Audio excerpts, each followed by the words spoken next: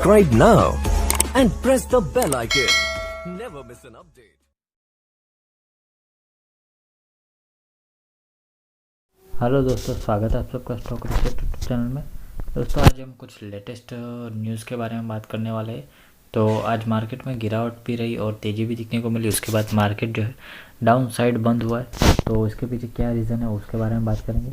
और काफ़ी सारे शेयर्स के क्वार्टर 3 के रिजल्ट भी आए हैं, तो स्पेशली क्वार्टर 3 के रिजल्ट के बारे में ये वीडियो रहेगा। और 2-3 शेयर्स में बोनस और डिविडेंड भी अनाउंस किया है, उसके बारे में भी बताएंगे। जो भी नए लोग हैं प्लीज़ चैनल को सब्सक्राइब कर दीजिए, और भी किसी शेयर के बारे में जानना चाहते हैं प्लीज़ चैनल के नीचे कमेंट कीजिए। ओके, तो अगर आप मेंबरशिप ज्वाइन करना चाहते हो तो यहाँ से कर सकते हो। एकदम मिनिमम चार्ज है अभी सिर्फ 400 रुपीज़ पर मंथ है, जो कि आगे जाके इंक्रीज़ हो सकता है। और 400 रुपीज़ पर मंथ है, और ये तो आपका एक ट्रेड में रिकवर हो जाएगा, क्योंकि यहाँ पे मेंबरशिप में हम ऐसे कॉल्स देते हैं जो कि आपको काफ़ी बढ़िया फ़ायदा दे सकता है। जैसे आज कुछ खास ट्रेड नहीं हुआ, जैसे SBI लाइफ दिया था, स्टेरलाइट टेक दिया था और एयरटेल दिया था, जो कि आज कुछ एसएल टच हो गए थे। लेकिन उसके पहले जो दिया था टाटा स्टील और IGL आपको पता है 565 तक गया था। उसके बाद एस्कॉर्ट्स ने भी रिकवर कर लिया था सारा पैसा, और इंडसइंड बैंक में भी ज़बरदस्त पैसा बना।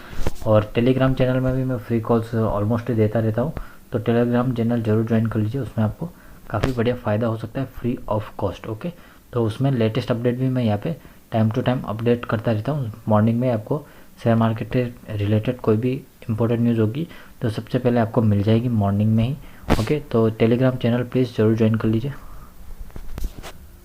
तो दोस्तों पहली जो न्यूज़ है वो है इंडियन एनर्जी एक्सचेंज लिमिटेड ने जो इंटरिम डिविडेंड अनाउंस कर दिया 2.50 रुपीज़, यानी कि 2.5 रुपीज़ पर शेयर का इंटरिम डिविडेंड यहाँ पे अनाउंस कर दिया है। तो अगर आपके पास भी ये होल्डिंग में है तो आपको डिविडेंड जरूर मिलेगा।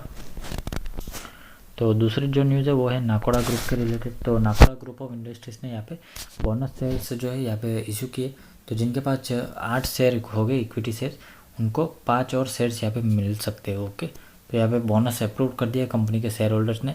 ओके, तो फेस वैल्यू है 10 रुपये की। ओके, तो जिनके पास भी 8 रुपीज़ हो गए उनको 5 एक्स्ट्रा शेयर यहाँ पे मिलेंगे। Okay, 5 new bonus equity shares of face value of ₹10 each for the 8 exciting equity share. Okay, तो अगर आपके पास 80 शेयर हो गए तो आपको 50 शेयर्स और मिलेंगे नाकोड़ा ग्रुप के। ओके, तो MCX ने यहाँ पे 71.80 करोड़ का क्वार्टर 3 का प्रॉफिट बताया कंसोलिडेटेड।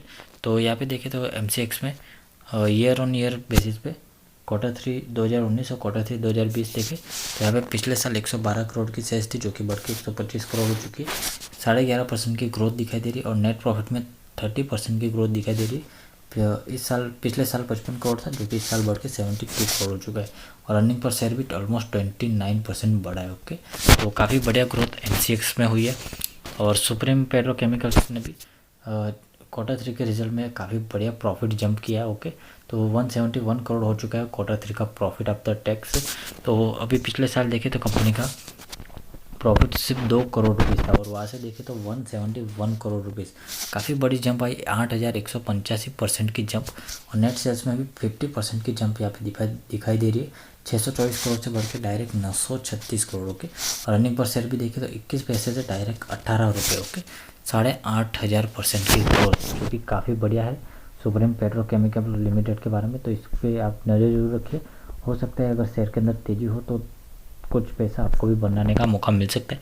लेकिन टेलीग्राम से जुड़े रहिए तो ही आपको फ़ायदा होगा।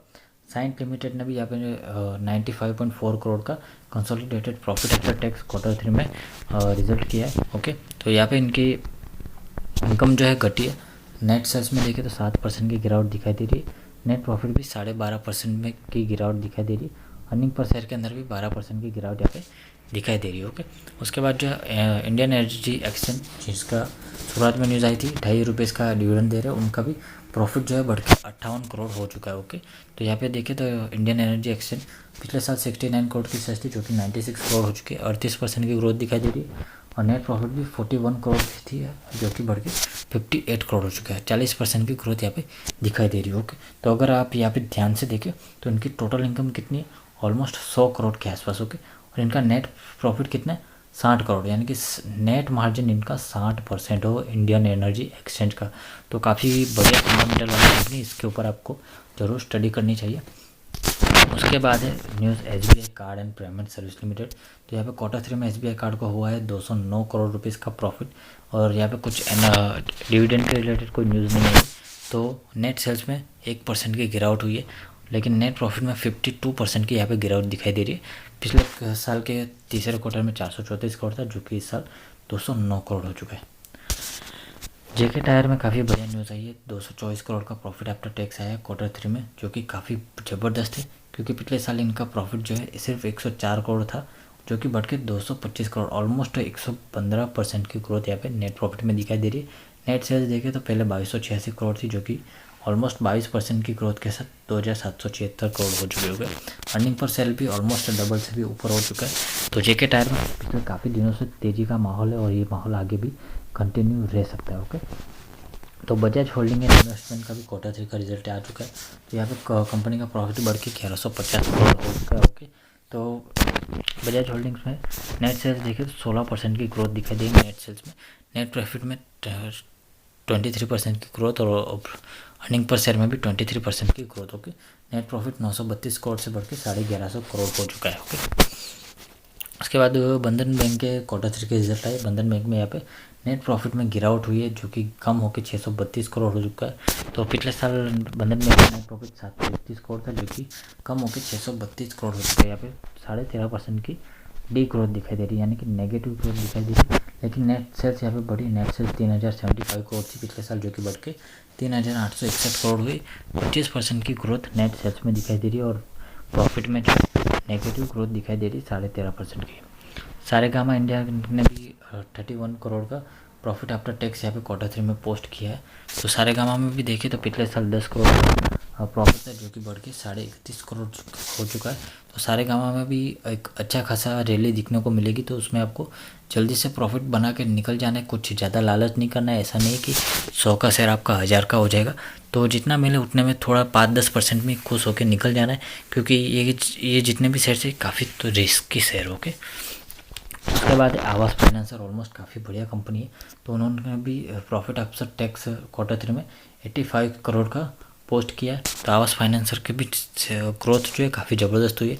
पिछले साल 240 करोड़ की सेल्स थी, जो कि इस साल 310 करोड़, ऑलमोस्ट 30% की ग्रोथ। नेट प्रॉफिट में भी ऑलमोस्ट 26% की ग्रोथ।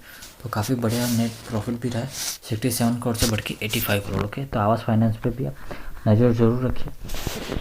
एशियन पेंट्स देखें तो एशियन पेंट्स का कंसोलिडेटेड Q3 का रिजल्ट है, नेट प्रॉफिट बढ़ के 1238 करोड़ हो चुका है। ओके, तो यहाँ पे एशियन पेंट का ईयर ऑन ईयर बेसिस पे प्रॉफिट जो है काफ़ी बढ़िया 62% बढ़ा है, और नेट सेल्स जो है 25% बढ़ी। तो एशियन पेंट्स में तो आप हमेशा के लिए भी अगर इन्वेस्टमेंट करना चाहते हो तो बेफिक्र होकर कर दो। गिरावट भी आती है तब भी कोई घबराने की कोई ज़रूरत नहीं है।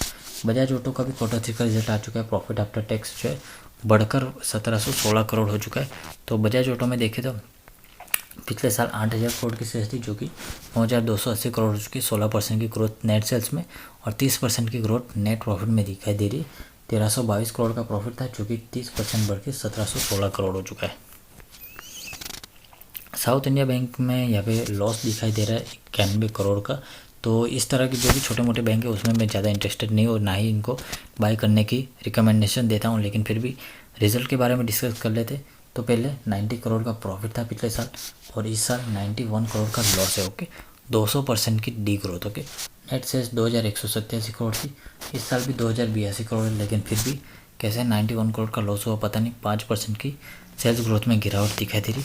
अर्निंग पर शेयर भी +50 पैसे से -51 पैसा हो गया। ओके, तो 200% की डी ग्रोथ नेट प्रॉफिट में दिखाई दे रही है। तो अलर्ट रहना चाहिए इस तरह। तो आई होप आज की ताज़ा खबर आपको पसंद आई होगी। वीडियो पसंद आए लाइक कर दीजिए, चैनल पर पहली बार है प्लीज़ सब्सक्राइब कर दीजिए।